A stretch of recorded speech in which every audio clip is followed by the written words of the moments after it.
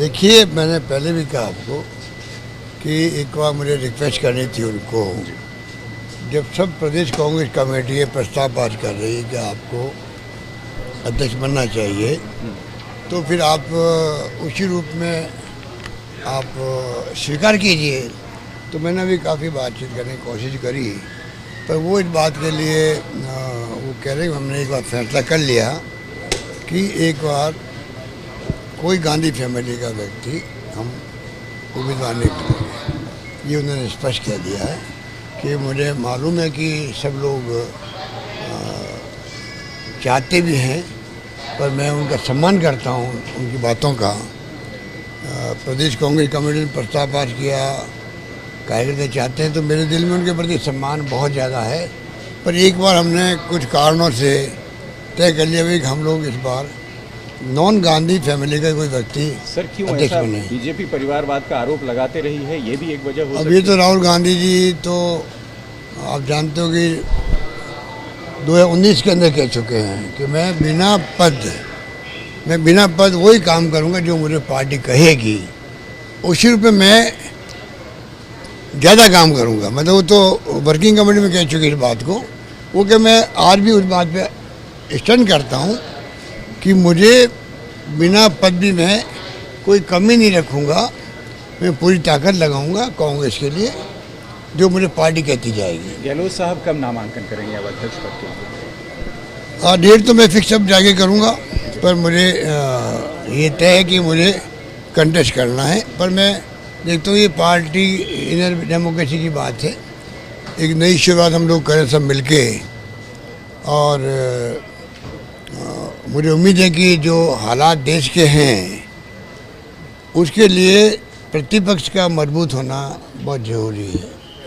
उसके लिए हम कोई कसर नहीं छोड़ेंगे।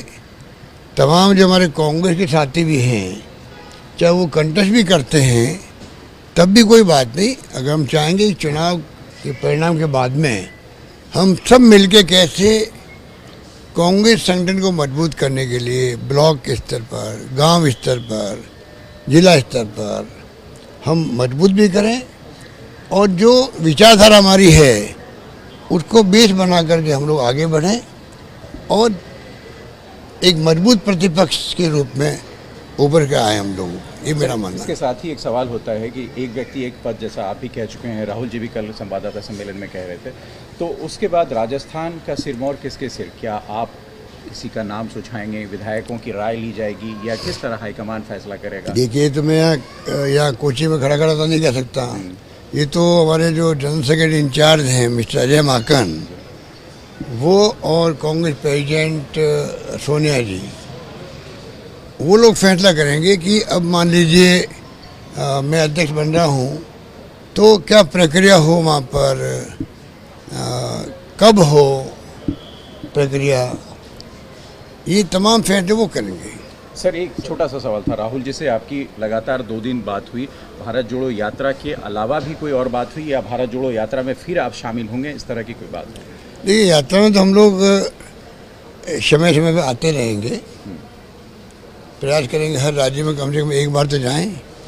पर यात्रा का मैं कह सकता हूं कि इसका जो इम्पैक्ट है वो पूरे कंट्री के अंदर है। कई यात्रा लगाने लग गए लोग अपने ज़िलों के अंदर, के राज्यों के अंदर। और महंगाई और बेरोजगारी बड़े मुद्दे हैं। फिर जो राहुल गांधी जी की यात्रा का जो, इसके अलावा भी जो एक प्यार, मोहब्बत, आपसी विश्वास, सद्भावना का माहौल देश में बना रहे, सब जातियों, सब धर्म के बीच में, सब वर्गों के बीच में, ये भी एक थीम है। देखिए, बहुत बड़ी थीम है जिसकी देश को जरूरत है। आज आप ध्रुवीकरण करके कब तक देश को चला सकते हैं? तो मैं समझता हूँ कि ये जो बहुत ही राहुल जी का जो फैसला है वो ऐतिहासिक फैसला है। और जिस रूप में जो लोग वेलकम कर रहे हैं केरला के अंदर, फिर पहले तमिलनाडु वाले लोगों ने, वो एक्स्ट्राऑर्डिनरी है। मैं समझता हूँ कि पूरा देश देख रहा है किस प्रकार से लोग स्वतः स्फूर्त होकर के आगे आ रहे हैं और जो सम्मान दे रहे हैं, स्वागत कर रहे हैं, वो मैं समझता हूँ बेमिसाल है। मतलब